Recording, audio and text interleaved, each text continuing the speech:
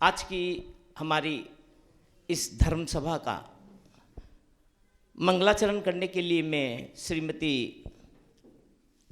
समता बड़जात्या मन में बसाकर तेरी मूर्ति उतारूं मैं गुरुवर तेरी आरती। मन में बसाकर तेरी मूर्ति उतारूं मैं गुरुवर तेरी आरती। करुणा करो कष्ट हरो ज्ञान दो गुरुवर, भव में फंसी नाव मेरी तार दो गुरुवर। करुणा करो कष्ट हरो ज्ञान दो गुरुवर, भव में फंसी नाव मेरी तार दो गुरुवर। दर्द की दवा तुम्हारे पास है, दर्द की दवा तुम्हारे पास है। जिंदगी दया की भीख मांगती, मन में बसाकर तेरी मूर्ति उतारूं मैं गुरुवर तेरी आरती। मन में बसाकर तेरी मूर्ति उतारूं मैं गुरुवर तेरी आरती। मांगू तुझसे क्या मैं यही सोचूं गुरुवर, जिंदगी जब तेरे नाम कर दी अर्पण। मांगू तुझसे क्या मैं यही सोचूं गुरुवर, जिंदगी जब तेरे नाम कर दी अर्पण। सब कुछ तेरा कुछ नहीं मेरा, सब कुछ तेरा कुछ नहीं मेरा। चिंता है तुझको प्रभु संसार की, मन में बसाकर तेरी मूर्ति उतारूं मैं गुरुवर तेरी आरती। मन में बसाकर तेरी मूर्ति उतारूं मैं गुरुवर तेरी आरती। आज की हमारी इस प्रवचन सभा का, गुरुदेव की प्रवास की अंतिम प्रवचन सभा का मंगलाचरण में गुरुदेव आचार्य श्री विशुद्ध सागर जी महाराज के चित्र के सम्मुख दीप प्रज्वलन करने के लिए मैं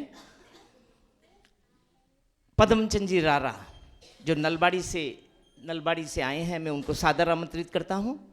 पद्मचंद जी भाई साहब आप आए, सुभाष जी काला आप भी आए, संजीव अजमेरा आप भी आए, और मैं महिला की तरफ से पूजा झांझरी एवं रेखा सेठी को सादर आमंत्रित करता हूं, आप आए।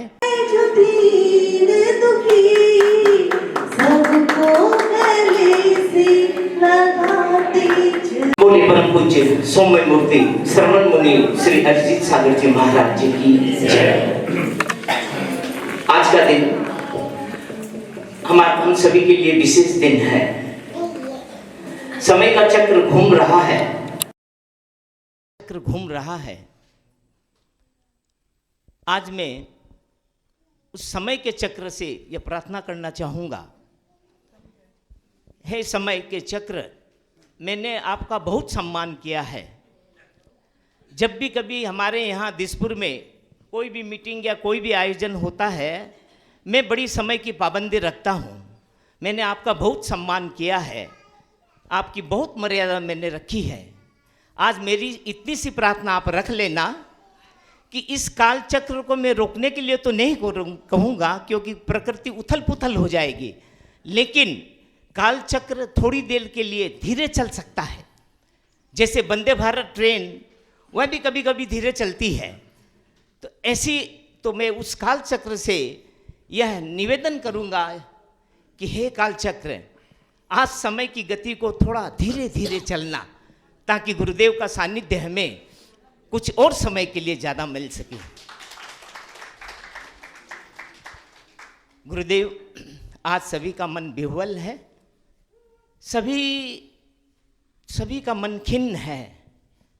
कल की आने वाले कल जो उदासी छाने वाली है, उसकी रंगत हमें आज चेहरे पर दिखाई दे रही है।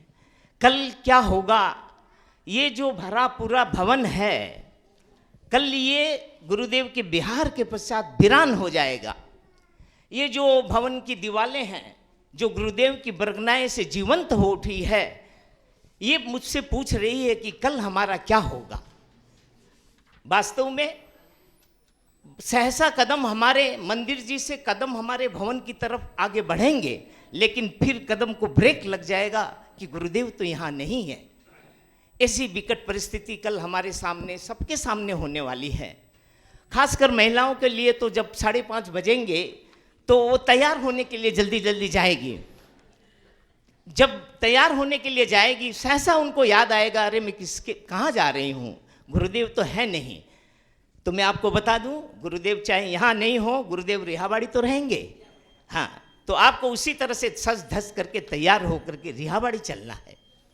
गुरुदेव के प्रति हमें, गुरुदेव ने जो हमें दिया है, उन उपकारों का ऋण हम कभी नहीं चुका सकते, लेकिन अपनी श्रद्धा भक्ति से, अपने समर्पण से हम उनकी यादों को अपने मस्तिष्क में अंकित कर सकते हैं। और मैं समझता हूँ जीवन पर्यंत उनकी यादें हमारी स्मृति में अंकित रहेगी। से परम पूज्य मुनि श्री से मैं सादर सविनय आग्रह करता हूँ, विनती करता हूँ, उनसे याचना करता हूँ, गुरुदेव वो आपने उस समय की घड़ी को बढ़ाते बढ़ाते 55 तक ले गए थे। आज मेरा आपसे अनुरोध रहेगा, कम से कम आप 8 जरूर बजा दें। ये मेरी याचना है आपसे।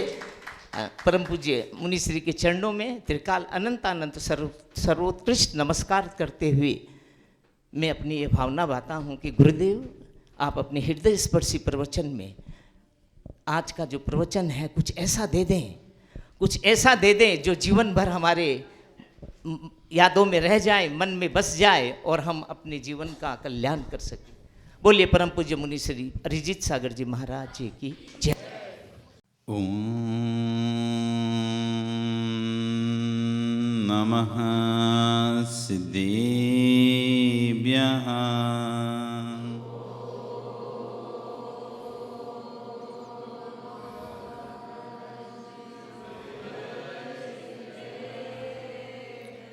ओम नमः सिद्धेभ्यः।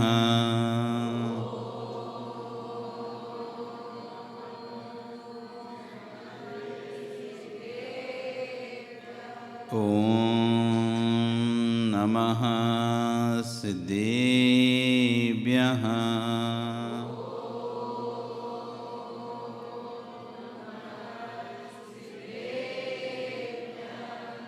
नमः श्री वर्धमानाय निर्धूत कलिलात्मने सालोकानां त्रलोकानां यद्विद्यादर्पिणायति। सालोकानां त्रलोकानां यद्विद्यादर्पिणायति। नमो अरिहन्ताणं नमो सिद्धाणं नमो आयरीयाणं नमो वज्रायाणं नमो लोये सव्यसा। बोले अनंत अनंत से परमेष्टि भगवान की, आदिरम आदिनाथ भगवान की, वर्तमान शासनी महावीर भगवान की, आचार्य कुंद कुंद स्वामी महाराज जी की, आचार्य विश्व सागर जी महाराज की, अहिंसा में विश्व धर्म की।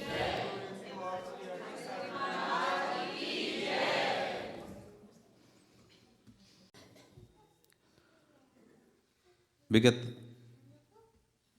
कई दिनों से हम यहाँ जिन दिशना का श्रवण कर रहे हैं, और आज ये लग रहा है आज ये लग रहा है कि हाँ, जो आचार्य ने कहा है पानी बरसे मिट्टी गीली ना हो, ऐसा हो ही नहीं सकता। पानी बरसे मिट्टी गीली ना हो ही नहीं सकता। जिनवाणी बरसे और हृदय ना स्वच्छ हो ही नहीं सकता। आज आप सभा में उपस्थिति देखिए, चाहे पुरुषों की चाहे महिलाओं की, धीरे धीरे अंकुर आता है। किसान सोचे मैंने बीज डाला और तुरंत अंकुर आ जाए, कल बीज डाले और परसों अंकुर, ये आज बीज डालो और कल अंकुर आ जाए, नहीं आता।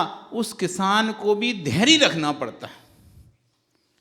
एक किसान मुट्ठी के दाने मिट्टी में डालता है, मुट्ठी के दाने मिट्टी में डालता है और डालने के बाद फिर उसे धैर्य रखना पड़ता है। एक दिन में अंकुर नहीं फूटते, धीरे धीरे वो अंदर ही अंदर, वो कभी बीज को आपने ध्यान से देखा नहीं है, वो बीज जैसे ही मिट्टी में गया, एक दिन 2 दिन 3 दिन तक तो कोई असर ही नहीं होता उस पर।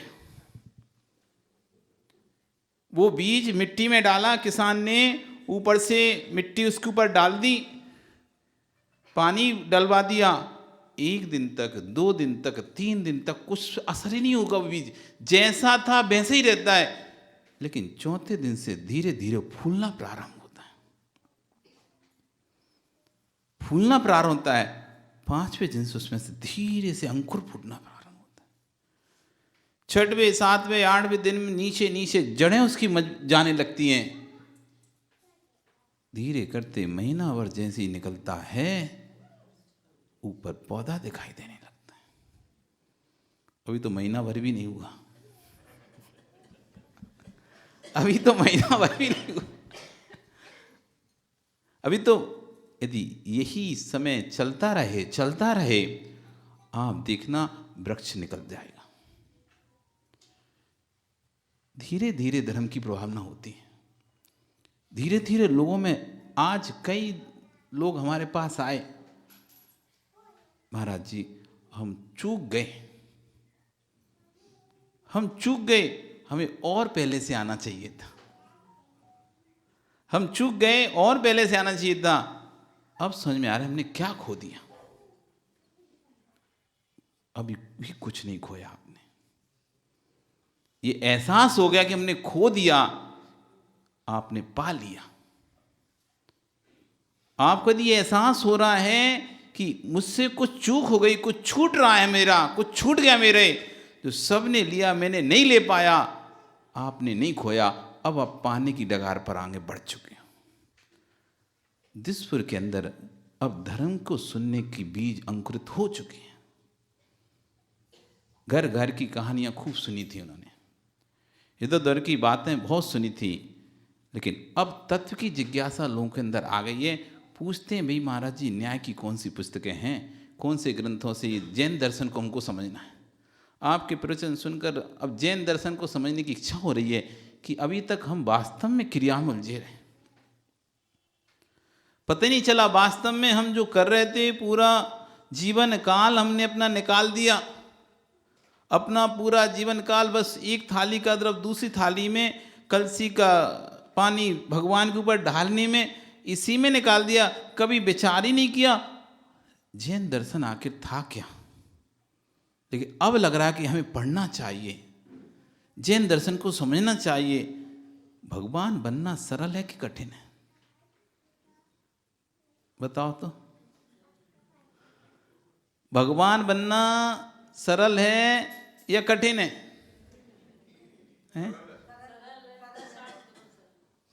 कितना सरल है?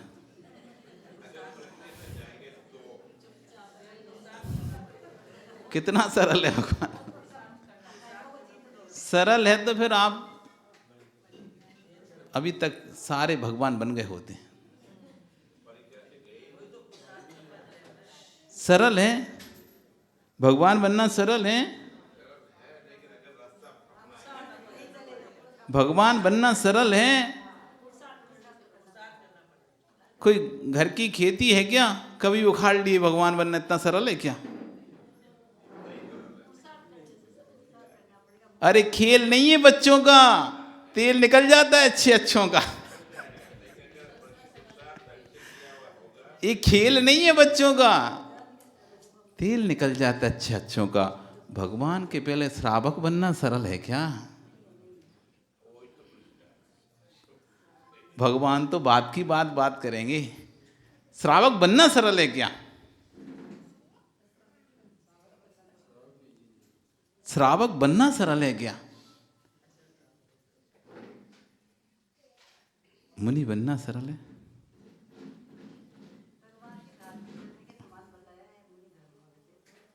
सरल क्या है? अच्छा बताओ। भगवान घर गृहस्थी चलाना सरल है कि नहीं है? व्यापार चलाना सरल है कि नहीं? आप जो जीवन जी रहे वो सरल है कि नहीं?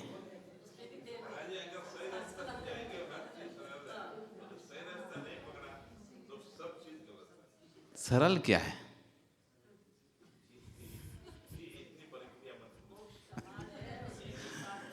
अरे क्या आप तो इतना, मोक्ष मार्ग सरल है या संसार मार्ग सरल है? इसी आपको कौन सा लगता है? घर में रहकर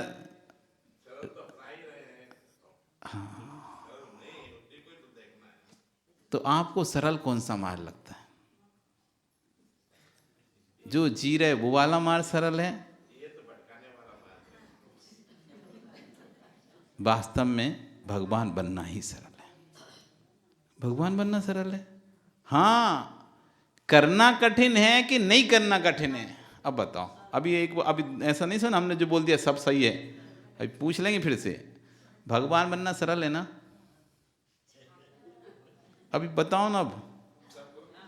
अभी तो बताए ना भगवान बनना बहुत सरल है, तो आपने कहा हाँ सरल है। ऐसा भगवान बनना सरल है? अरे भगवान बनने के लिए कुछ नहीं करना पड़ता। भगवान बनने के लिए कुछ नहीं करना पड़ता। जो कर रहे हैं बस उसको छोड़ना होता है। बस करने का काम छोड़ना है, शांति से बैठने का काम है। भगवान बनना कितना सरल है। गृहस्थी चलाना कठिन है, उसके लिए हिंसा, झूठ, चोरी, कुशील, परिग्रह, क्रोध, मान, माया, लोभ, चार कसाय सब प्रकार के ठटकर्म करने पड़ेंगे। और भगवान बनने की कुछ भी नहीं करना, तो बताओ सरल क्या है? भगवान बनना, अरे बोल ही नहीं रहे आप लोग। भगवान बनना सरल है कि नहीं? 5 पापों को करना सरल है कि नहीं करना सरल है?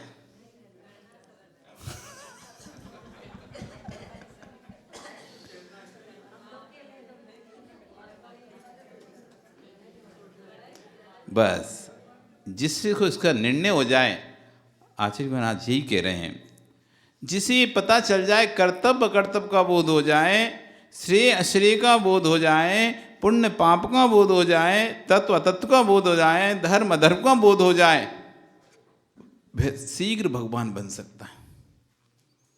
जिसको कर्तव्य अकर्तव्य का बोध नहीं होगा, तत्व अतत्व का बोध नहीं होगा, श्रेय अश्रेय का बोध नहीं होगा। श्रेय मतलब होता है कल्याणकारी, अश्रेय मतलब होता है अकल्याणकारी। कर्तव्य मतलब करने योग्य, अकर्तव्य यानी नहीं करने योग्य।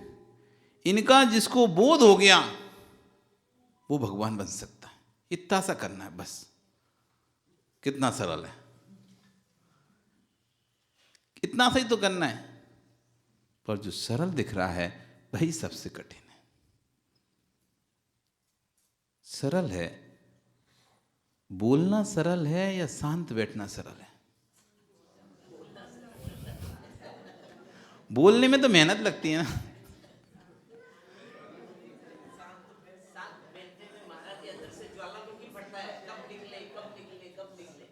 करना सरल नहीं है, करना सरल है, नहीं करना कठिन है। आप घंटों घंटों काम कर सकते हो, लेकिन घंटों घंटों शांत बैठ नहीं सकते।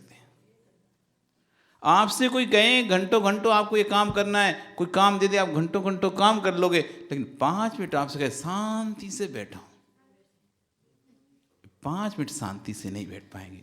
देखने में लग रहा है कि काम 1 घंटे करना पड़ेगा, इतना सा ये ज़्यादा है, और 5 मिनट शांत तो आसाम से कोई बैठ जाएगा, ये 5 मिनट शांत बैठना कठिन है। ऐसी भगवान बनना सरल है, लेकिन भगवान बनना सरल दिख रहा है, लेकिन भगवान बनना उतना ही कठिन है जितना कि 5 मिनट शांति से बैठ पाना। यहाँ पर कह रहे हैं आचार्य वन पर, यहाँ पे क्या कह रहे हैं, यदि आप देखो दूसरी दृष्टि से तो भगवान बनना बहुत सरल है। कैसे सरल है? सबसे सरल बनना है कुछ है तो भगवान बनना है। क्यों? भगवान बनने के लिए ना तो क्रोध करना पड़ता, ना मायाचारी करनी पड़ती, ना लोभ करना पड़ता, ना अहंकार करना पड़ता। भगवान बनने के लिए ना कोई व्यापार करना पड़ता, ना कोई दुकान खोलनी पड़ती, ना मकान बनाना पड़ता, ना छल कपट करना पड़ता, ना हिंसा, ना झूठ, ना चोरी, ना कुशील, ना परिग्रह का संचय, बस कुछ नहीं करना पड़ता। जो कुछ नहीं करता है वही भगवान बन जाता है। बताओ सरल है क्या? कठिन है। भगवान बनना अत्यंत सरल है। निर्णय कर लो आप। रात्रि भोजन छोड़ना सरल है, कठिन है? बाजार का भोजन छोड़ना सरल है, कठिन है? हैं? सबने छोड़ दिए, फिर सरल है तो बहुत कठिन है भाई। रात्रि भोजन छोड़ पाना बहुत कठिन है। व्यक्ति के हिम्मत नहीं होती, जी कलेजा फट जाएगा उसका। उससे कह दो आलू नहीं खाना, वो रो देगा वहीं पे। रात में नहीं खाना, रो देगा। उससे कह देंगे आप बाजार का मत खाओ, रो देगा, भाई हमारी लाइफ खत्म हो जाएगी। हम कठिन है, बहुत कठिन है। लेकिन जिसने दृढ़ निश्चय कर लिया, जिसने दृढ़ निश्चय कर लिया, उसके लिए कठिन है क्या सरल है?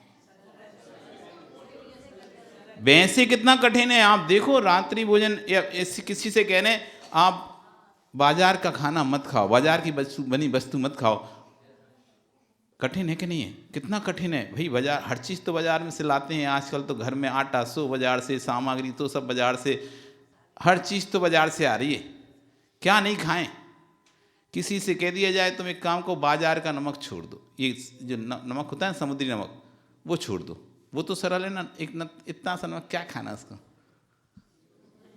खाना है तो सेंधा नमक खा लो, तो आप इतना तो पाल लोगे नहीं। हम बस इतना सा नमक ही तो छोड़ना है, छोड़ दोगे? समुद्री नमक छोड़ सकते हो क्या? समुद्री नमक छोड़ सकते हो क्या आप? कितना सा नमक है, एक चुटकी तो होता है, इतने से तो कह रहे हैं वो छोड़ दो। हाँ, अब जैसी तुम ये सोचोगे समुद्री नमक छोड़ना, हाँ, अरे रिश्तेदारी में, बाहर पार्टी में, शादी में, होटल में, कहाँ भी, किसी के घर भी नहीं, कहीं नहीं खा पाओगे, कहीं नहीं। छूट ने बड़े झपड़े लपड़े कर दी। बाहर की छूट तो एक घर के बाहर निकलते हैं, होटल पे बाहर की छूट। घर में नियम है हमारा रात्रि भोजन नहीं करेंगे, घर के बाहर की छूट तो घर के बाहर। और कहते हैं चलो शहर के बाहर की छूट है तो दिसपुर से जाके गुवाहाटी में पहुंच जाएंगे। दिसपुर शहर खत्म, दिसपुर शहर खत्म, ये तो गुवाहाटी है। ये छूट वालों ने बड़े लफड़े करके रखे। छूट मतलब तुम देखा जाए तो नमक छोड़ना कितना कठिन है। एक कितना सा नमक डलता है, चुटकी भर नमक, लेकिन वो छोड़ दिया मतलब तुम एक आधे त्यागी बन गए। लेकिन जिसने ठान लिया, जिसने ठान लिया, उसके लिए बहुत सरल है। नहीं खाएंगे, नहीं खाएंगे। जब हम इस बात को निर्णय कर लेते हैं कोई बात का कि हमें करना है, तो फिर भी कुछ भी कठिन नहीं होता है। और जब तक हम निर्णय नहीं करते हैं तब तक हर वस्तु हमको कठिन लगती है।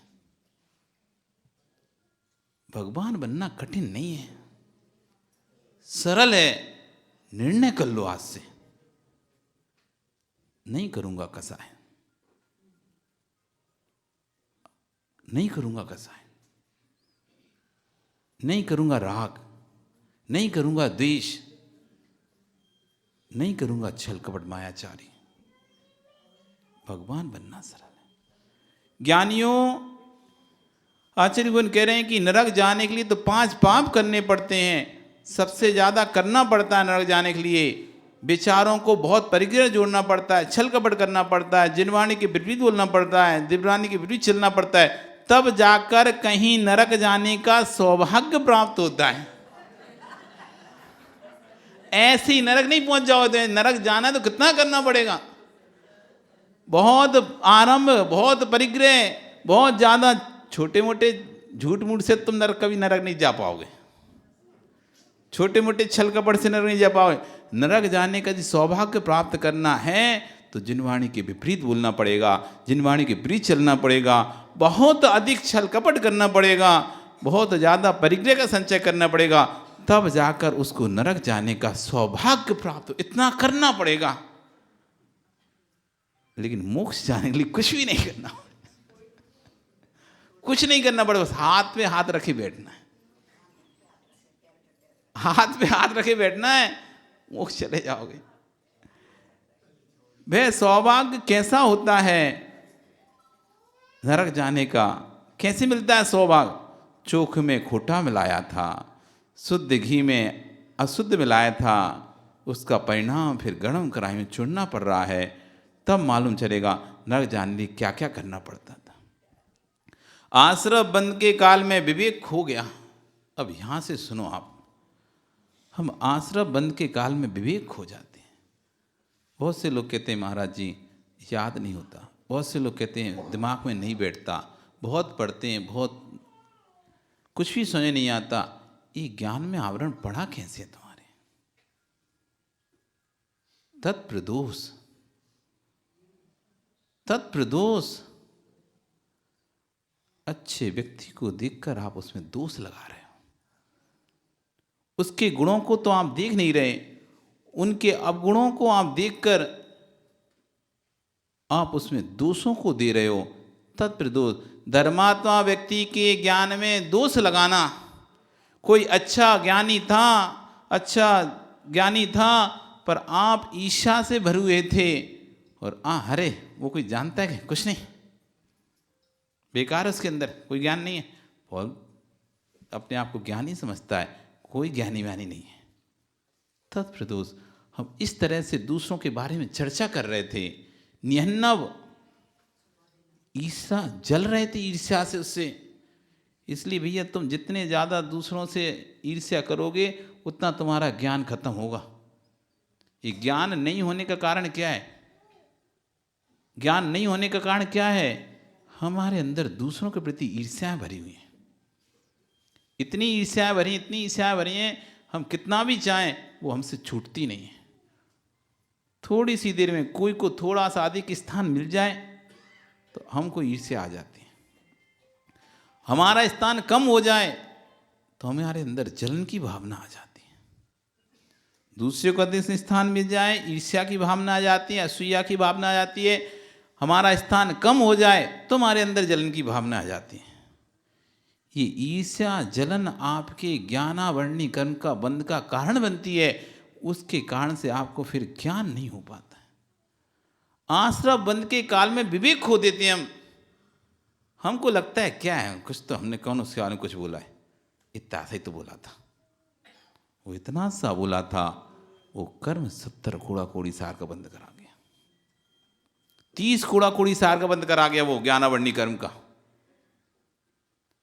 आश्रम बंद के काल में व्यक्ति विवेक खो जाता है। जब विवेक आया तब तक उदय आ चुका था और अब तो भोगना ही पड़ेगा, चाहे रोकर भोगो फिर चाहे हंसकर भोगो। इसलिए बड़े संभल कर काम करना चाहिए। आप भगवान की भक्ति करते हो, आप भगवान की वंदना करते हो, इस तरह से वंदना करो कि बंद ना हो। आप ऐसे कभी खड़े मत होना भगवान की भक्ति करने कि आप ऊपर वेदी पर चढ़ गए और सामने खड़े हो गए, अब कोई को भगवान दिख नहीं रहे। आप तो कहोगे हम तो मार्जन कर रहे हैं, हम तो प्रक्षाल कर रहे हैं, पर आप समझ ही नहीं पाए। आपके कारण से तीर्थंकर के दर्शन करने में बंद हो रहा है, अंतराय पड़ रहा है लोगों को, और उस अंतराय का बंद आपको हो रहा है।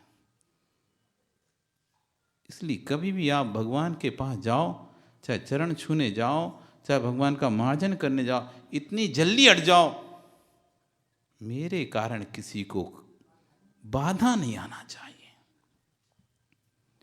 मेरे कारण, क्योंकि मैं अकेला नहीं हूं, भगवान के दर्शन करने वाले अनेक लोग पीछे खड़े हुए हैं, भगवान की पूजन करने वाले अनेक लोग पीछे खड़े हुए हैं, और मैं ऐसे खड़ा हो गया, अब उनको मेरे खड़े होने से मेरी पीठ दिखाई दे रही है, अब उनके अंदर विकल्प आ रहे हैं, हमको भगवान का चेहरा नहीं दिखाई दे रहा। आप बीच में बाधक बन गए, आप ज्ञाना दर्शना वर्णी कर्म के बंध के कारक हो गए। तीव्र दर्शना बंध, आप दूसरे के दर्शन में बाधा डाल दिए। आप कहो हम तो भक्ति कर रहे थे, आपको हम तो मार्जन कर रहे थे, आपको हम तो प्रक्षाल कर रहे थे। भैया कर्म ये नहीं कहेगा, कर्म तो ये कहेगा तुमने बाधा बने। अब आप आगे जाके पैदा होते सी मोटा मोटा चश्मा लगा लो, पैदा होता है बच्चा, मोटा चश्मा लग जाता है ऐसा, ये इसकी दर्शनी तीव्र कर्म का बंधक है जीव, किसको दिख ही नहीं रहा, उसके लिए दूसरा सहारा लेना पड़ रहा है। जल्दी आंखें चली जाती हैं, जल्दी चश्मे चढ़ जाते हैं, ये दर्शनावर्णी कर्म का बंध है। आपने दूसरे के दर्शन में बाधा डाली थी ना, अब आपको देखने में बाधा आ रही है। चाहे रोकर भोगो फिर चाहे हंसकर भोगो, जीवन में क्या किया, ना पूजा की, ना दान किया, ना उपवास किया, इसको जड़ की क्रिया कहकर आत्मा की वंचना करी, अब जब नरक में पहुंच गया है तो लगता है कि हाय हाय हाय मैंने क्या किया था, निश्चय धर्म को समझ नहीं पाया, व्यवहार धर्म कर नहीं पाया, परिणाम ये हुआ नरक की द्वार पर आना पड़ गया। वस्तु स्वाप को समझना, वस्तु समझना, नरक जाने के लिए बहुत कुछ करना पड़ता है, परंतु भगवान बनने के लिए कुछ भी नहीं करना पड़ता। विश्वास रखना, करना सरल है, कुछ नहीं करना बहुत कठिन है। ज्ञानेश्वरी दीक्षा लेने के लिए लेनी पड़ती है ताकि जीवन में कुछ ना करना पड़े। ज्ञानेश्वरी किस लिए ली जाती है? ज्ञानेश्वरी दीक्षा किस लिए ली जा रही है? कुछ ना करना पड़े। करने के पुरुषार्थ अनंत बार किए, नहीं करने का पुरुषार्थ एक बार भी कर लेता तो इस पंचम काल में नहीं आना पड़ता। विश्वास रखो, हमने करने में लगे रहे, या तो किसी के कर्ता बनकर करने में लगे रहे, किसी के हर्ता बनने के में लगे रहे, द्वेष में लगे रहे, ईर्ष्या में लगे रहे, कसाय में लगे रहे, करना करना करना, बस दूसरों को ही के लिए ही करना, कभी अपने लिए कुछ आज तक के ही नहीं। आप जब भी कुछ कार्य किया करो उस पर विचार किया करो कि किसके लिए आज मैं जो कर रहा हूं, किसके लिए। संप्रदान क्रिया पर ध्यान दो, किसके लिए। आप कभी अपने आप से प्रश्न नहीं करते क्या? आप जो सुबह से लेकर शाम तक गृहस्थी में घर में सबकी सेवा करती हो, किसके लिए? इस संतान भी आपको छोड़ देगी, परिवार भी आपको छोड़ देगा। एक गलती कर दो, आप एक गलती करके देख लो, ये समाज भी आपको छोड़ देगा। फिर किसके लिए? जिसके लिए भी मैं करता हूं उसके स्वार्थ की पूर्ति ना हो, वो मुझे छोड़ने के लिए तैयार है। किसके लिए? कभी मैंने अपने बारे में सोचा है? कभी सुमीर जी आपने अपने बारे में सोचा है? पूरी पर्याय परिवार को पालने में लगा दी टीकम चंद जी। कभी अपने बारे में सोचा है कि मैंने ये कर्म का बंध जो परिवार को पालने में किया है उसका फल अब मुझे भोगना पड़ेगा। ये बंद तुमने किसके लिए किया?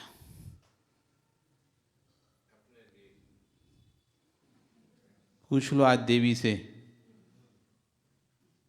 विनोद जी आज पूछ लेना देवी से, जो मैंने कर्म का बंध किया है उससे जो मैं दुर्गति में जाऊंगा उसमें कितनी सहभागी बनेगी? कितनी बनोगी भी ये सहभागी? नहीं बनेगी ना। ये तो पहले बता चुकी थी, जब शादी हो रही थी ना, ये तभी समझा चुकी थी, आप समझ नहीं पाए थे। विमल कुमार जी शादी हो गई? नहीं हुई? करना है क्या? बैठिए देवी, सुन ही रही है। हाँ, घर जाके नहीं, अब नहीं देगा, पहले तो दे दी ना। किसी ने, सासू ने अपनी बेटी दे दी ना तुमको। कितने फेरे लिए थे तुमने?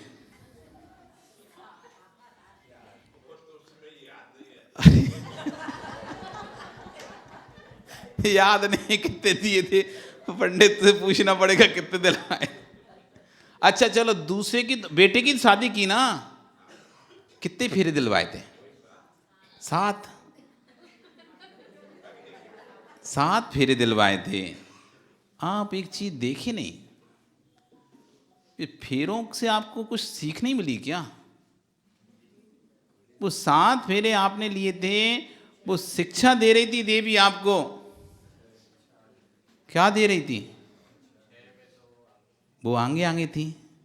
संजीव कहाँ थी? 6 में आगे आगे थी, और 7वें में पीछे थी। वो कह रही थी मेरे राग में बड़ा कर लो, तुम कितना परिग्रह जोड़ लो, कितना भी संचय कर लो, जब 7वें नरक जाना पड़ेगा ना, ये दे धक्का, जाओ तुम ही आगे, हम तो 6 से जाने नहीं आगे। इसलिए 6 फेरे में खुद आगे थी, और 7वें फेरे में तुमको धकेल दी कि भैया नरक 7वें में जाओ तुम ही, हमें नहीं जाना। 7वें में आगे कर दिया तुमको, हम नहीं जाएंगे, अभी से समझा दे रहे तुमको। 7 सिद्धांत कहता है स्त्री पर्याय 6वें नरक से आगे नहीं जा सकती।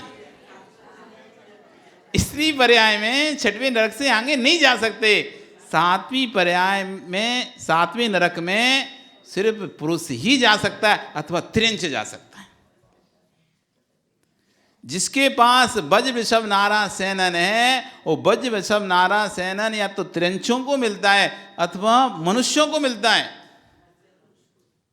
स्त्रियों को नहीं प्राप्त होता है।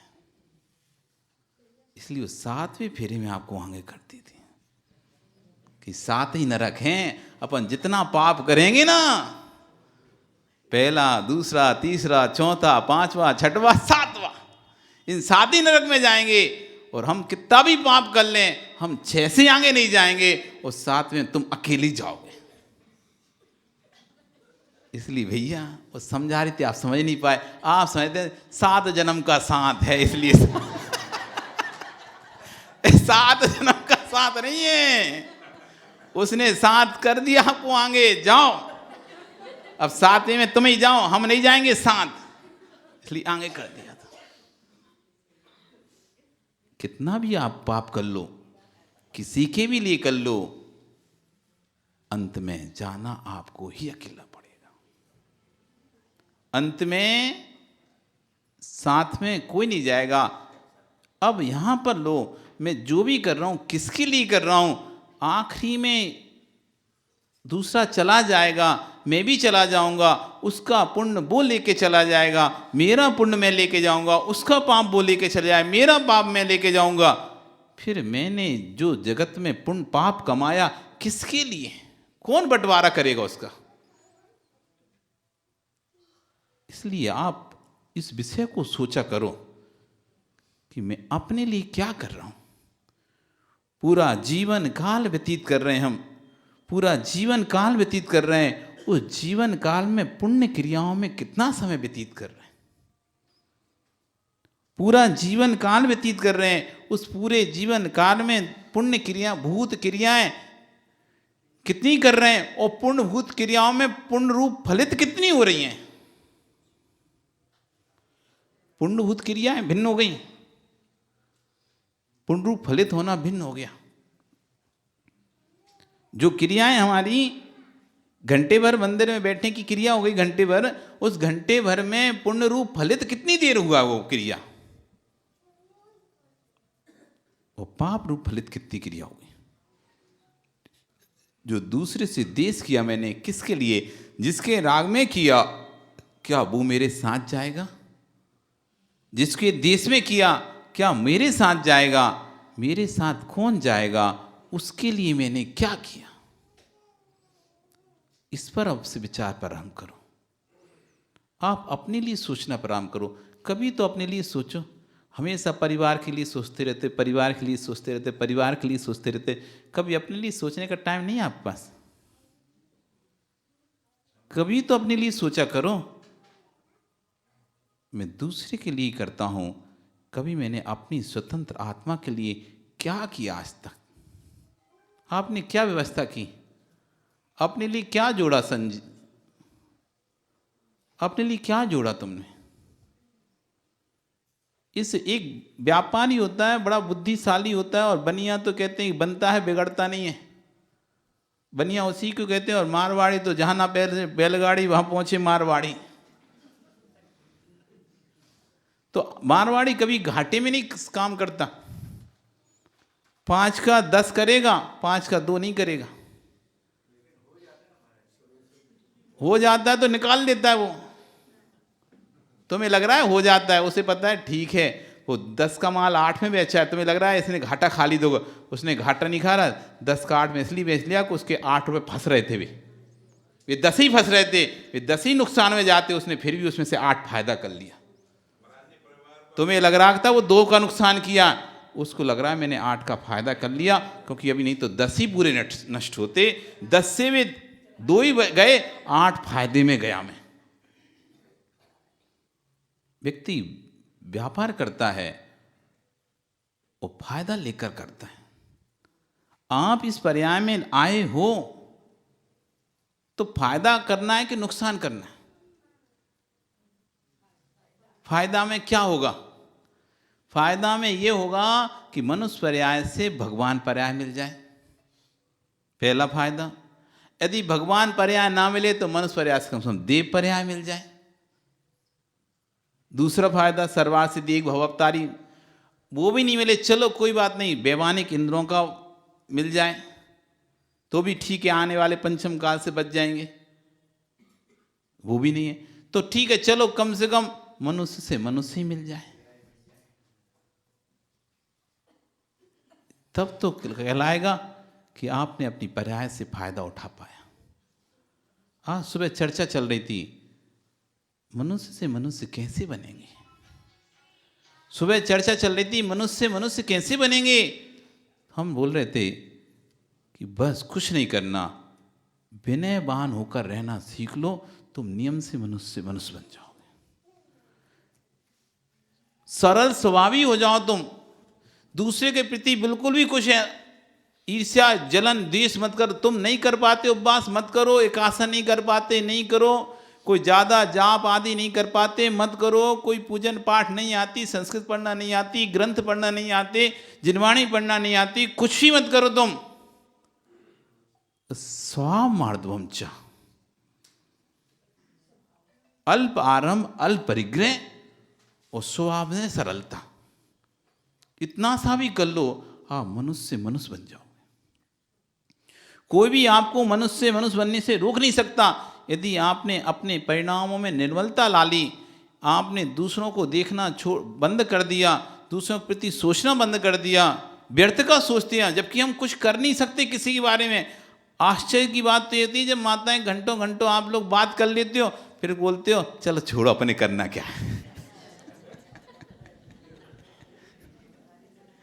1 घंटे अपन चर्चा कर लेते हैं दूसरे के बारे में और बाद में कहते हैं चलो छोड़ो अपने करना क्या है। जब करना कुछ था ही नहीं, फिर 1 घंटा व्यर्थ अपना पुण्य बर्बाद क्यों कर दिए? तो आपको पता ही नहीं चल रहा था, गाड़ी खड़ी है प्रदीप जी, चालू है और आप चल नहीं रहे और आपने चाबी लगा के छोड़ दी है, डीजल जलेगा कि नहीं जलेगा? क्यों जलेगा? चल तो है नहीं रहे हम, लेके तो कहीं नहीं जा रहे, फिर क्यों जलना चाहिए? लेकिन तब भी डीजल जलेगा ना, पेट्रोल चलेगा ना, बैटरी खत्म होगी कि नहीं होगी? तुमने चालू भी नहीं की, मात्र गाड़ी की चाबी लगा के ऐसा कर दिया, इंडिकेटर जलना चालू, लाल लाल घर में जो आपका लाल इंडिकेटर पहले लगा रहता था बोर्ड पे, किसके लिए लगा रहता था? लाइट आ रही कि जा रही पता करने के लिए। तो उसका बिल आता है क्या? तो फ्री में जलता है क्या वो? उसका बिल आता है, उसकी रोशनी होती है क्या? अभी यहां जला दें तो रोशनी होगी कि यहां इतने बड़े हॉल में जलाएं, कहां दिखेगी तुम्हें? लगेगी नहीं कोई रोशनी उसकी। और उसकी रोशनी पढ़ सकते हो कि तुम? पढ़ाई आदि कर सकते हो कि सुई में धागा डाल सकते हो उसकी रोशनी में? क्या कर सकते हो उसकी रोशनी में? तुम बताओ तो। बस लाइट है, इतना बोध हो जाएगा, लाइट है और कुछ नहीं है। उससे कोई ऐसा नहीं सुई में धागा डल जाएगा उसकी रोशनी से, अथवा अक्षर दिख जाएंगे तुमको उसकी रोशनी से, कुछ नहीं होगा। लेकिन फिर भी उससे बिल आ रहा है कि नहीं आ रहा है? मीटर चल रहा है कि नहीं चल रहा है? हम सोच रहे हैं कि उससे क्या बिल आ रहा होगा, लेकिन उससे भी मीटर चल रहा है। आपने गाड़ी में चाबी लगा के छोड़ दी है, ऑन करके छोड़ दिया है, बैटरी जल रही है उसकी, बैटरी डिस्चार्ज हो रही है उसकी। ऐसी आप अपनी बातों में लग जाते हो, आप अपनी दूसरे की चर्चाओं में लग जाते हैं, आपको पता ही नहीं है आपका पुण्य डिस्चार्ज हो रहा है। और रिचार्ज करने का साधन नहीं मिला ना, तो जैसे वो आजकल इलेक्ट्रॉनिक वाली आ रही ना, कहीं भी रुक जाएंगी, फिर बीच जंगल में रुक जाएगी। अगर चार्ज नहीं हुई, बस आप चलाते रहे, चार्ज नहीं किए तो कहीं बीच जंगल में रोना पड़ जाएगा आपको। ऐसे आप पुण्य को डिस्चार्ज कर रहे हो, इधर उधर की चर्चाएं करके, उधर उधर की बातें करके, छल कपट मायाचारी करके, राग द्वेष करके, गृहस्थी के कार्य करके आप अपने पुण्य को डिस्चार्ज कर रहे हो। यदि वो चार्ज करने का साधन आपने नहीं जुटाया तो आप नरक तिरंज की गलियों में कहीं भी भटक जाओगे। इसलिए आचार्यवन कहते हैं अपने पुण्य को चार्ज करते रहो दो प्रकार से। एक तो बैटरी को सेव रखो, कम यूज करो, और दूसरी जितना यूज कर लो उसे चार्ज पे लगा लो, तो आप लंबे समय तक चलते रहोगे। ऐसे अपना आपका पुण्य है, वो आपका पुण्य आप चर्चाएं भी करते हो तो उसमें व्यय होता है। दूसरों के लिए हम अपना पुण्य व्यय कर रहे हैं जिससे कि हमको कोई संबंध ही नहीं है, जिससे कि उससे कोई हमारा लेन देन भी नहीं है, उसकी बात तो ना हम उसके घर में कुछ कर सकते हैं, ना उससे हमें कोई फायदा होगा, किसी प्रकार का हस्तक्षेप भी नहीं है हमारे उसके क्षेत्र में, तब भी हम उसकी चर्चा करके अपने पुण्य को व्यर्थ में व्यय करते रहते हैं, अपनी बैटरी डिस्चार्ज करते रहते हैं। किसके लिए? क्यों आप अपना पुण्य खर्चा कर रहे हो? एक समझदार व्यक्ति होता है, 1 रुपए के लिए 500 का नोट नहीं तोड़वाता। तुम्हें 1 रुपए की जरूरत है, आप 500 का नोट नहीं तोड़वाओगे। क्यों नहीं तोड़वाओगे? 500 नहीं बचेंगे, फिर भी एक बार टूट गया सब निकल जाए, खर्चा हो जाएगा। जितना कोशिश होती हो आप बचा के रखते हो नोट, एक बार खुल गया मतलब टूटा, मतलब फिर तो पता ही नहीं चलेंगे कहां गए।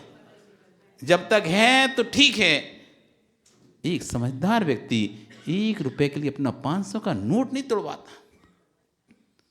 वो सोचता चलो छोड़ो, काम नहीं करना, बाद में कभी देखेंगे, अभी 500 का नोट रखे रहने दो, अभी रखे रहने दो। ऐसी जो समझदार व्यक्ति होता है वो दूसरों के लिए अपने पुण्य को नहीं तोड़वाता है। एक बार यदि मैं बात करना शुरू कर दूंगा, पता नहीं चला आधा घंटा कैसे निकल जाएगा। एक बार जो आपने बात करना शुरू करी दूसरे के बारे में, आप सोचो थोड़ी सी करके भी पता नहीं चलेगा, बात से बात निकलती जाएगी। आधा एक घंटा कब आपका निकल जाए पता नहीं चलेगा। आपने अपना पूरा 500 का खर्चा कर दिया 1 रुपए के चक्कर में। और उसमें थोड़ा सा धैर्य रख लेते, नहीं करना, 500 सुरक्षित रहते। ऐसे ही हम जब दूसरों के, जब जिन वस्तुओं से हमें कोई लेन देन ना हो, जिन व्यक्तियों से कोई लेन देन ना हो, जिन बातों से हमें कोई मतलब ना हो, ऐसी उन बातों के लिए अपने पुण्य को खर्चा मत करो। क्योंकि श्रेय अश्रेय जो सम्यक दृष्टि जीव होता है, उसे पता है कि कौन सा मेरा कल्याणकारी है, क्या मेरे लिए अकल्याणकारी है, क्या करने योग्य है, कर्तव्यनीय है, क्या कर्तव्यनीय है। मुझे अपने पुण्य को कहाँ खर्चा करना, क्योंकि मैं व्यापारी हूँ। मुझे इस पर्याय से वापस भगवान पर्याय चाहिए। भगवान नहीं तो देव मिले, देव नहीं तो कम से कम मनुष्य पर्याय वापस ले जाए। उसके लिए क्या करूँ? स्वभाव मार्दवम चा, अपने परिणाम शांत रखूं, विनय भाव रखूं हर व्यक्ति के प्रति, और किसी की बुराई नहीं करूं। आप नियम से भगवान, नियम से आप मनुष्य बन जाओगे। कोई तपस्या नहीं करो, और हो सका तो यहाँ के क्या भूभूमि के मनुष्य बन जाओगे। भूभूमि का मनुष्य कोई तपस्या नहीं करता। भूभूमि का मनुष्य कोई तपस्या नहीं करता, ना कोई व्रत करता, ना उपवास करता, ना एकासन करता, ना भगवान की भक्ति करता, ना पूजन करता, बल्कि 24 घंटे भोगों को भोगता रहता है। तब भी मरकर नियम से वैमानिक जाति का देव बनता है। कहां का देव बनता है? ऊंचे स्वर्ग का देव बनता है। क्यों? क्योंकि किसी के बारे में सोचता ही नहीं है। वे युगलिया हैं, युगलिया, युगल जन्म लेते हैं, मर जाते हैं। वो किसी के बारे में चर्चा नहीं करते, किसी के बारे में सोचते नहीं, किसी के बारे में बातें नहीं करते। स्वभाव मार्दम, सरल स्वभावी होते हैं, तो वहां से अल्प आरम अरब परिग्रही होते हैं, तो वहां से मर के सीधे स्वर्ग जाते हैं। किसी के बारे में नहीं सोच रहे, कोई व्रत नहीं कर रहे, उपवास नहीं कर रहे, एकासन नहीं कर रहे, तब भी स्वर्ग जा रहे हैं। बस किस आधार पर? हम तो मनुष्य ही बोले। आप यदि वास्तव में सरल स्वभावी जाओगे तो मनुष्य के आप देवता बन जाओ, कोई बहुत बड़ी बात नहीं है। अपने आप में सरलता लाना सीख लो। जो है सो है, जो है सो है। अधिक कुटिल मत बनो, क्योंकि कुटिलता बढ़ती जाएगी, तिरंच गति में पहुंचोगे। और ज्यादा कुटिलता बढ़ गई तो फिर नरक गति में पहुंचोगे। सरलता बढ़ गई, मनुष्य गति में पहुंचोगे। और ज्यादा सरलता बढ़ गई, देव गति में पहुंचोगे। उससे भी ज्यादा सरलता हो गई तो भगवान बन जाओगे। पंचम गति, सिद्ध गति में पहुंच जाओगे। इसलिए अब आज से सोचो, किसके लिए? कसाय जब आप करो, क्रोध आप करो, गुस्सा आप करो, किसी के बारे में आप चर्चा करो, तो एक प्रश्न अपने आप से करना, क्या किसके लिए आपका समय हो गया?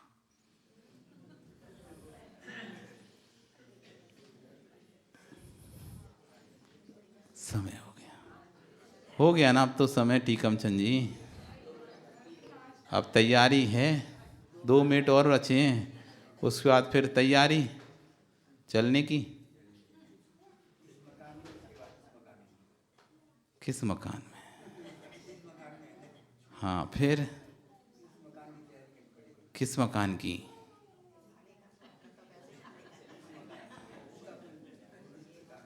पैकिंग कर ली? पैकिंग कर ली?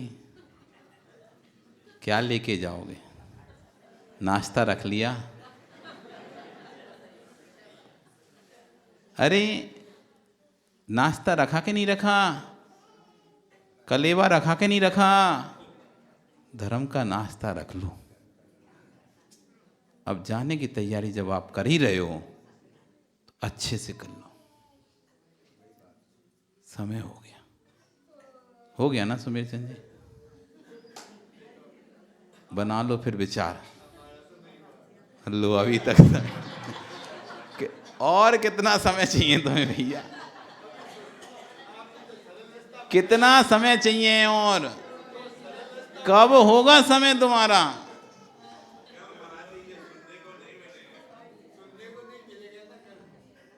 अभी समय ही नहीं। समझ जाओ, समय हो गया। समय पे संभल गए तो समय को प्राप्त कर लोगे, और समय पे नहीं संभल पाओ तो फिर आप समय से दूर हो जाओगे। इसलिए आपका समय हो गया। बोली भगवान महावीर स्वामी की। चले जिनवाणी।